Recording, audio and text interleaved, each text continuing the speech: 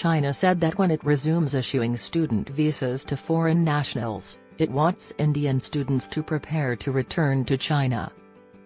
Following the announcement by the Chinese embassy in India that it would resume processing student visas for Indian students starting on Wednesday, there is no reason why Indian students shouldn't be excited to begin preparing their visa applications in the hopes that they can return to Chinese universities as soon as possible. The restoration of long-term student visas after a more than 2-year hiatus due to coronavirus restrictions has also been announced by the Chinese embassies in around a dozen additional nations. On the other hand, China is not naturally immune and is likely to keep blaming outsiders for any COVID cases. China seeks Indian students to spread its propaganda and find future spies. Going to China is not in the best interests of Indian students. Due to the zero-COVID policy and the ineffectiveness of Chinese vaccination, China is always under lockdown. Due to the blame placed on immigrants, students are not advised to return to China since there is persistent discrimination against foreigners there.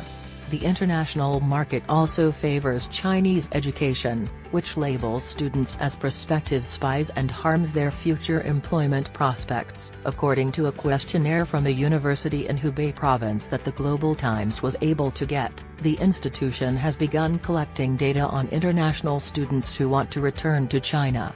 However, the biggest issue is that China has very little immunity to COVID, and racism and mistreatment of foreigners are pervasive. Returning students must adhere to China's laws for the prevention and management of epidemics and will be quarantined upon arrival.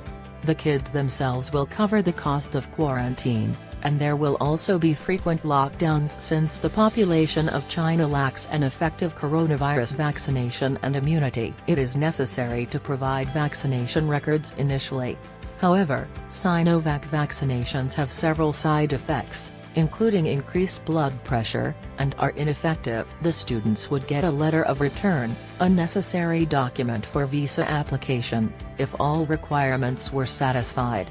However, given the current geopolitical unrest, returning to China is risky. Ji Rong, a counselor with the Ministry of Foreign Affairs Department of Asian Affairs, lied about receiving many requests from international students asking colleges to expedite their paperwork. However, flights between China and India and many other nations haven't started flying again. Additionally, the whole globe has been soured by China's terrible conduct. The Global Times spoke with several Indian students who voiced concern about the likely high cost of airline tickets. The majority of Indian students are reluctant to return to China. According to Summer and Asif, 2 more Indian students are asking for the return of direct flights between India and China as soon as possible at a fair rate since they cannot afford the expensive travel tickets. According to statistics released on Tuesday by information provider Vari Flight, there are now no planned passenger flights between China and India. Because of the continuing conflict between China and India. Hopefully, there will be a large inflow of international students in China in the second part of the year. People must put the harsh treatment they received from Chinese officials in the past. On Wednesday, Chinese embassies said that students from the Philippines, Afghanistan, Algeria, Bolivia, Lebanon, Vietnam, and Japan would also be permitted access to China. Welcoming back students does not indicate that China has loosened the severe coronavirus prevention and control measures it has been enforcing for more than 2 years, nor does it suggest that China has given up on its dynamic zero-COVID policy.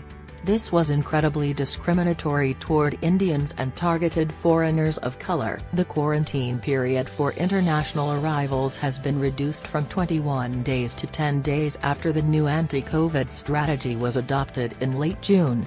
This includes 7 days of centralized quarantine and 3 days at home. According to Liu, China will continue refining quarantine and other anti-epidemic measures in a precise and scientific manner to protect its citizens better.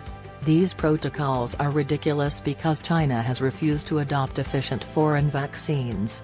Given how useless and ineffectual Chinese vaccinations are, there is little chance of this.